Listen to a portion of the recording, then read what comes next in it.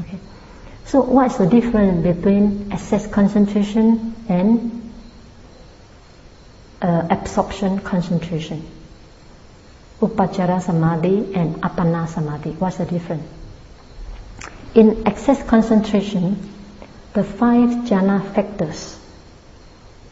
You know 5 jhana factors? Vitaka, Vichala, Piti, Sukha, Ekagata. Application of the mind, sustained application of the mind, joy or rapture, happiness, and one-pointedness. These 5 jhana factors. So in the access concentration, these 5 jhana factors are not well established. So because these 5 jhana factors are not well established, sometimes they are weak, not stable yet, not matured yet. So they are weak. So sometimes when you pay attention on the breath, then the mind may fall into bhavanga state. Bhavanga state is a state that the mind is very, very peaceful, but not sleepy. It's very peaceful, but you lose your object. You lose your object. You are not aware of any object. Only feeling very peaceful. This is called bhavanga state of mind. Many people experience this state and yet do not know this state is called bhavanga state of the mind. Because lacking mindfulness, then the mind fall into bhavanga state. So, in excess concentration, the 5 jhana factors are not so strong, are not so firm and matured, so the mind falls into bhavanga state. But if you keep on try to balance the 5 controlling faculties, then gradually, from the excess concentration, you reach jhana concentration. Jhana concentration, then your mind just sinks into the nimita 1 hour, 2 hours, 3 hours without break. When your mind sinks into nimita and attain absorption jhana, you cannot hear the sound. There's no thought at all. You cannot hear the sound. If you can hear the sound, it means that you are not in the jhana.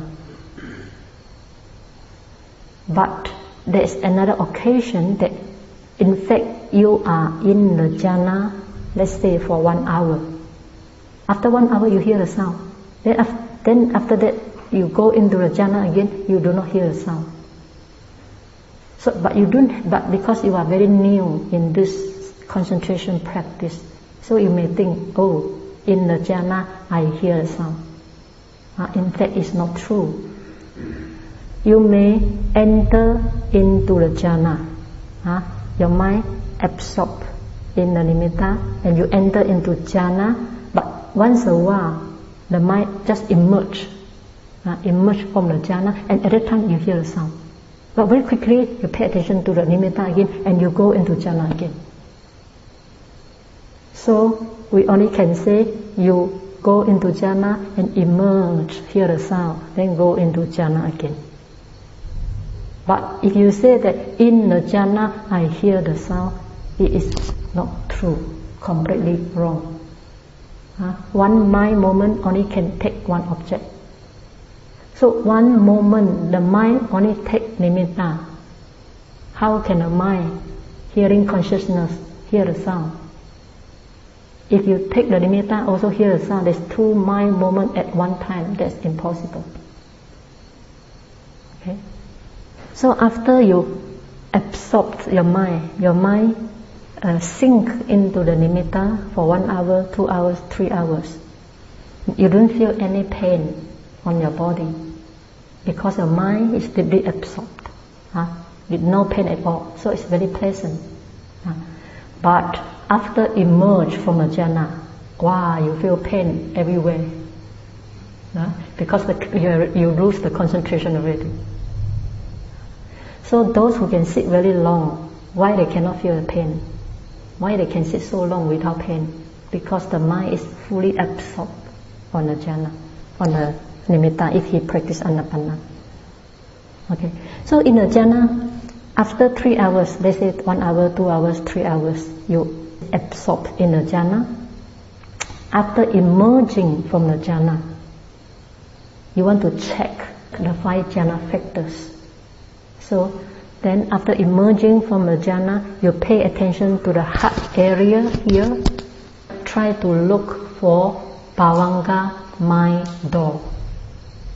In this heart area, you will find something like mirror, very transparent. If you find here your heart area something like mirror is very transparent, then you come back to the breath, come back to the nimita again. You come back to the nimita again. If your nimita is, let's say, your nimita is triangle, the form of triangle. Everybody experience differently. If your nimita is triangle, then you look at the heart area here, bhavanga mind door. This triangle nimita will appear in here, will appear here in the bhavanga mind door. If it's the round bhavanga, round nimita, then here appear the round nimita, exactly the same. So if you can find the nimita appear in the bhavanga mind door, from this place you should try to listen vitakka, application of the mind. What is vitakka? Vitakka, application of the mind, means placing the mind on the nimita. You can feel the mind is placed on the nimita. Then if you can feel the vitakka, then you try another, the second jhana factors, vichara, sustained application of the mind. So you can find, you can feel the mind is sustained on the nimita. This is called vichara. Then the third jhana factor, piti, rapture. The mind becomes so interested on the nimita. This is called rapture. And you may feel all the goose pimples. The body will become so light, like floating in the sky. Or all the current, like electricity current, go through the whole body, like bubbling and so on. This all this experience are the manifestation of piti, rapture. Then you also will find the fourth jhana factor, happiness. And the last one pointedness, concentration, one pointed. The mind is so well concentrated, unifying of all the mental factor onto this nimita. So from this here, bhavanga mind door, you can feel, experience all the 5 jhana factors. Then you are sure you are in the first jhana. So after first jhana, you should practice few days continuously.